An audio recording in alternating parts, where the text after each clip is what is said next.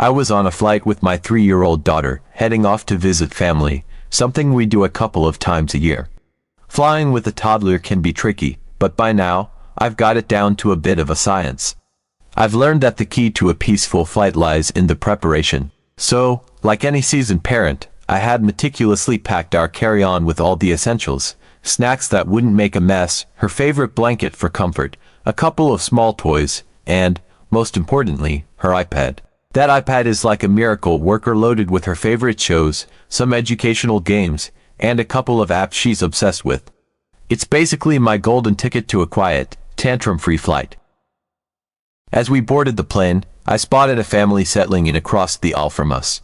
They had a little boy who looked to be about the same age as my daughter.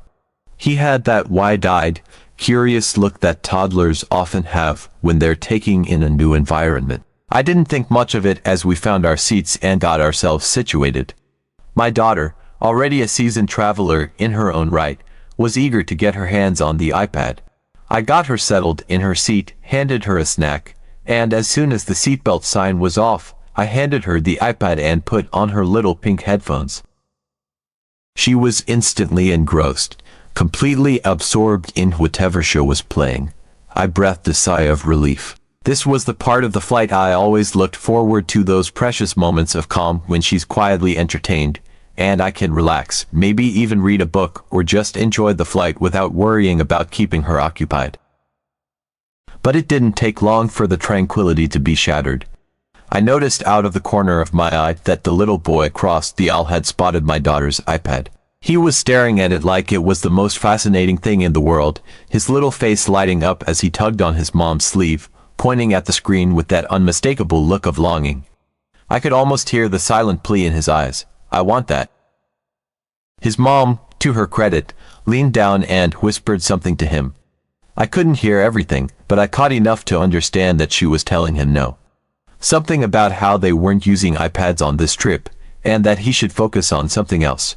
I watched as his face fell, that excited gleam in his eyes quickly replaced by disappointment. And then, as if on cue, the tears started to well up. He let out a small whimper, and before I knew it, that whimper had escalated into full-blown crying. Not just the kind of crying that you can shush with a quick distraction, no, this was the kind of crying that said, I'm not going to stop until I get what I want. My daughter was completely oblivious to the commotion. She was still glued to her iPad, munching on her snack, lost in her own little world. I, on the other hand, was acutely aware of the drama unfolding next to us. The boys' cries were getting louder, and I could feel the tension starting to build. I put on my own headphones, not because I was listening to anything, but because I was trying to block out the noise. I just wanted to get through this flight with my sanity intact. But it quickly became clear that the boy's parents were struggling. His mom was trying her best to calm him down, but every time she told him no, the crying only intensified. His dad was looking increasingly frustrated, glancing over at us with a look that I could only describe as a mix of desperation and annoyance. I tried to focus on my daughter, hoping that the situation would resolve itself, but the crying just kept going, and I could feel the weight of their stares. After what felt like an eternity, the mom finally got my attention. She leaned over, trying to maintain a polite tone, but I could hear the strain in her voice. "Excuse me," she said, a tight smile on her face. "We're not allowing our son to use his iPad on this vacation. Would it be okay if your daughter put hers away?" I blinked, momentarily stunned by the request. I understood where she was coming from. Her kid was having a meltdown, and she was clearly at her wit's end. But at the same time, I couldn't help but think, why should my daughter have to give up her iPad because of the rules you set for your kid? It didn't seem fair to make my daughter, who was perfectly content and well-behaved, put away the one thing that was keeping her calm and happy just to appease someone else's child. I looked at the mom, trying to be as understanding as possible, and said, "I'm really sorry, but no. My daughter's using it, and it's keeping her settled. I hope you understand." The look she gave me was anything but understanding. It was more like a mix of disbelief and anger, as if she couldn't believe I had just refused her request. She didn't say anything else, just turned back to her son, who, by this point, was crying so hard his little face was turning red. I couldn't believe the audacity of the request. I mean, I've heard of people asking for a lot of things on flights, switching seats, trading snacks, even quieting down a bit, but asking someone else to put away their child's entertainment to appease a crying kid, that was a first. But I kept my cool. I knew she was probably overwhelmed and exhausted, just like any parent on a flight with a toddler. Still, it wasn't my responsibility to manage her child's disappointment, especially not at the expense of my own daughter's peace. As I settled back into my seat, I could feel the tension radiating from the other side of the aisle. The boy's crying hadn't let up. In fact, it was getting louder. His face was scrunched up in frustration, tears streaming down his cheeks as he continued to eye my daughter's iPad with that desperate longing. His mom was trying to shush him, alternating between whispering soothing words and scolding him under her breath. But nothing was working. Every time she tried to distract him with something else, he'd push it away, his gaze fixed on the screen in my daughter's hands. I tried to focus on my book, but it was impossible to ignore the growing commotion. My daughter was still completely absorbed in her show, blissfully unaware of the drama unfolding around her. I was grateful for that small mercy. The last thing I needed was for her to get upset too. Just when I thought things couldn't get any worse, the woman leaned over again. This time, there was no pretense of politeness. Her tight smile had vanished, replaced by a look of thinly veiled irritation. She didn't even bother with pleasantries. "Look," she said, her voice clipped and tense, "I've already asked nicely.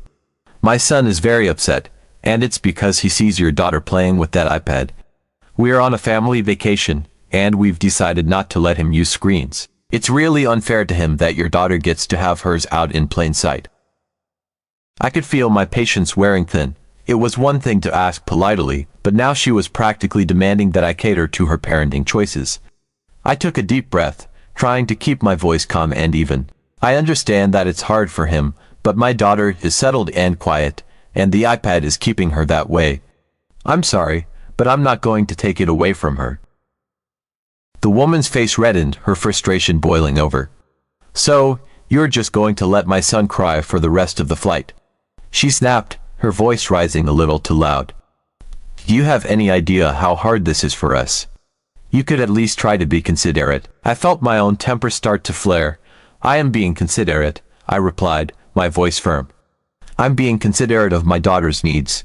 I'm sorry that your son is upset, but I'm not going to take away the one thing that's keeping my child calm just because you decided to go screen-free on your vacation. That's a choice you made, and I shouldn't have to inconvenience my daughter because of it." The woman glared at me, clearly not satisfied with my response. She muttered something under her breath that I couldn't quite catch, but I got the gist of it. She was angry, and she wasn't going to let this go. For a moment, I thought she might try to argue with me further, but instead, she turned sharply in her seat, pressing the call button above her head.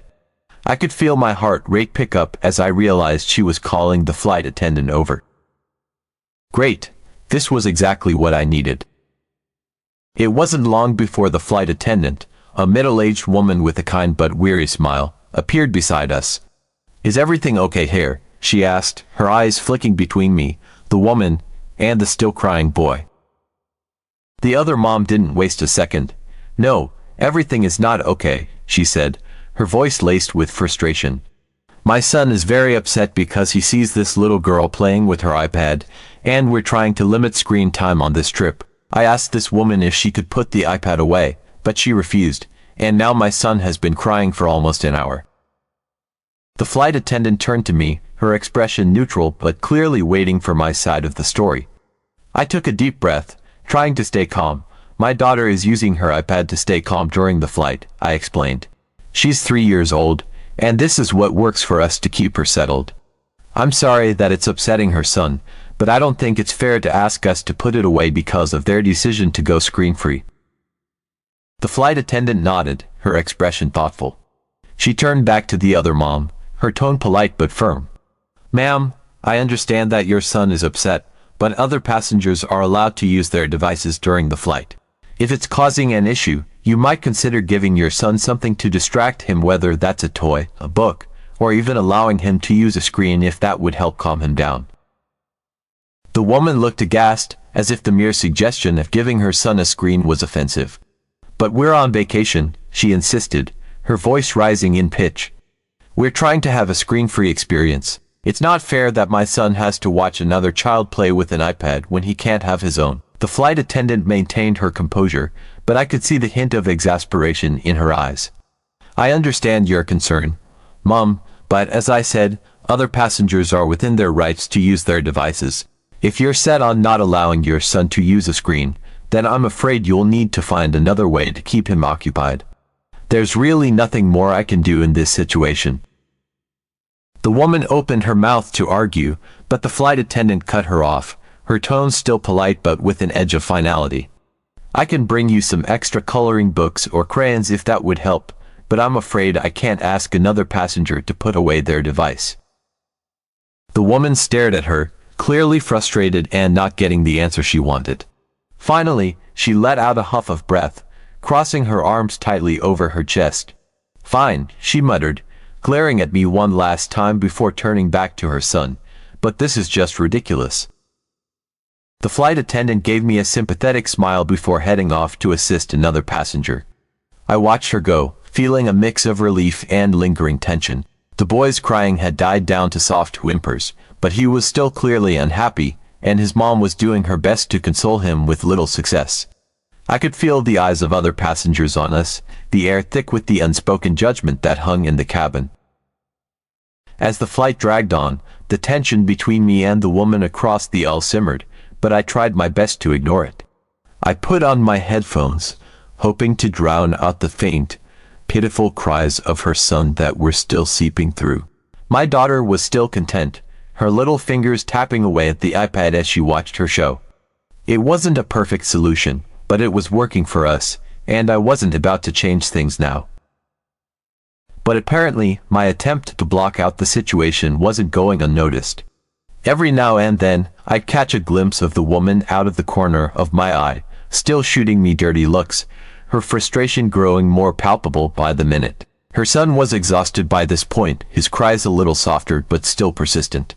I could tell she was nearing the end of her rope, but I was determined not to let her problem become mine. Suddenly, I noticed her unbuckling her seatbelt. For a second, I thought she might be getting up to take her son to the restroom or to walk him up and down the aisle, but she didn't head toward the front of the plane. Instead, she stood up, picked up her son, and started walking directly toward me. My stomach sank as I realized what she was doing, but before I could react, she was standing right next to my seat, her son now wailing directly in my ear. I could feel the vibrations of his cries through the seat, and even with my headphones on, the sound was almost unbearable. I looked up at her, my eyes wide with shock, but she just stood there, glaring down at me, as if daring me to do something about it. The next few seconds felt like an eternity. I could feel the eyes of other passengers on us, the air in the cabin growing thick with the tension. My heart was pounding, and I could feel my patience, what little of it was left, finally snap. I yanked off my headphones, my voice sharp as I looked up at her. "What the hell are you doing? Are you out of your mind?" Her eyes blazed with anger as she leaned down, her voice dripping with venom. "This wouldn't be happening if you had just put the damn iPad away. My son wouldn't be crying, and we could all be having a peaceful flight. But no, you had to be selfish and let your daughter keep playing, and now you're going to listen to him cry until we land. No more headphones for you." I was absolutely floored by her audacity.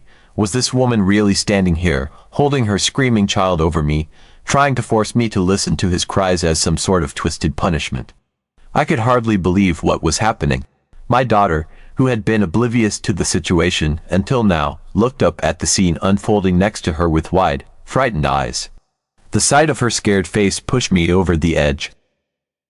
I stood up, my voice slow and controlled, but laced with anger. "You need to step away right now," I said, my eyes locked on hers. "I'm not responsible for your child's behavior. I'm not responsible for your parenting choices, and I'm certainly not going to let you harass me and my daughter because you don't like the fact that we're using an iPad. This is completely out of line."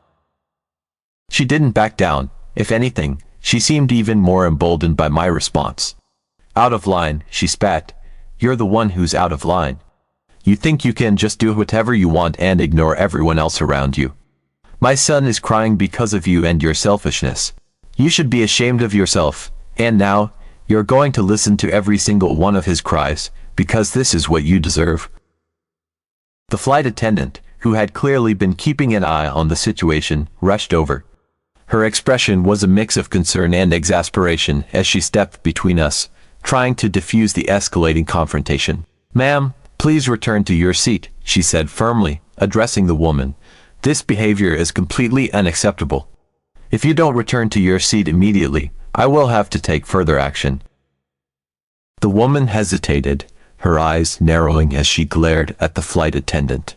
For a moment, I thought she might refuse, but then she let out a frustrated huff and turned away, still clutching her sobbing son. As she made her way back to her seat, she shot me one last venomous look, as if to say, "This isn't over." I sank back into my seat, my heart still racing from the confrontation. My daughter was staring up at me, her eyes wide with confusion and fear. I forced myself to take a deep breath, reaching over to stroke her hair in an attempt to reassure her. "It's okay, sweetie," I whispered, trying to keep my voice steady. "Everything's okay." But it wasn't okay, not really. I could still hear the woman's son crying, even from across the aisle, and the tension in the cabin was thick. The flight attendant stayed nearby for a few minutes, keeping a watchful eye on the situation, but eventually, she had to move on to tend to other passengers. As the flight continued, the tension seemed to settle, at least momentarily. The woman's son, exhausted from his prolonged tantrum, eventually calmed down. His cries dwindled to tired whimpers, and he finally settled into his mother's arms, sniffling quietly. The noise that had filled the cabin for what felt like an eternity was replaced by the low hum of the plane's engines and the occasional rustle of passengers adjusting in their seats. But while the boy had calmed down, his mother clearly had not. She sat stiffly in her seat, her jaw clenched, and I could see her glancing over at me every so often, her eyes full of unresolved anger. I tried to ignore her, focusing instead on my daughter, who was still blissfully absorbed in her iPad. The show she was watching kept her completely entertained, her little giggles occasionally breaking the silence. It was a small relief in the otherwise tense atmosphere. I had hoped that the woman would let it go, that she would realize there was no point in continuing this ridiculous feud over an iPad. But, of course, that was too much to ask. Not long after her son had quieted down, she leaned across the aisle again. This time, her voice was a harsh whisper, her words laced with bitterness. "You know, this could have been avoided if you had just put the iPad away," she hissed. "You think you're a good mother because you let your daughter do whatever she wants, but all you're doing is raising a selfish child. You should have some consideration for others." I felt my stomach twist with anger. I had already made it clear that I wasn't going to put the iPad away, and her persistence was grating on my last nerve. I took a deep breath, trying to keep my voice steady as I responded. "I'm not going to keep explaining this to you. My daughter is behaving just fine, and she's not the one causing problems. Your parenting choices are your own, but don't try to impose them on me or my child." She opened her mouth to retort, but I turned away, effectively ending the conversation. I could hear her huff in frustration, but I didn't care. I wasn't going to get into a pointless argument with someone who clearly had no intention of seeing reason. The remainder of the flight was a delicate balancing act of trying to maintain my calm while ignoring the woman's continued attempts to engage me. She made several more snide comments, each one more pointed than the last, but I refused to take the bait. I kept my focus on my daughter, who was blissfully unaware of the drama unfolding around her. She was happy, and that was all that mattered to me. Finally, after what felt like the longest 2 hours of my life, the plane began its descent. The usual announcements were made, and passengers started preparing for landing. I felt a wave of relief wash over me, knowing that this ordeal was almost over. My daughter, noticing the change in the plane's altitude, put her iPad away without any prompting, excitedly looking out the window as we approached the ground. But even as we descended, the woman wasn't done. As she buckled her son into his seat for landing, she leaned over one last time. "You've taught your daughter nothing but selfishness today. I hope you're proud," she said, her voice low but filled with venom. I didn't respond. There was nothing left to say. I just wanted to get off the plane and put this whole mess behind me. When the seatbelt sign finally turned off, there was a collective sigh of relief from the passengers, and everyone began to stand up and gather their belongings.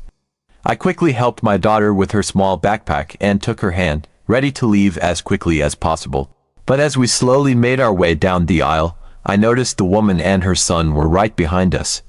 My heart sank, realizing that she wasn't going to let this go, even after we'd left the plane.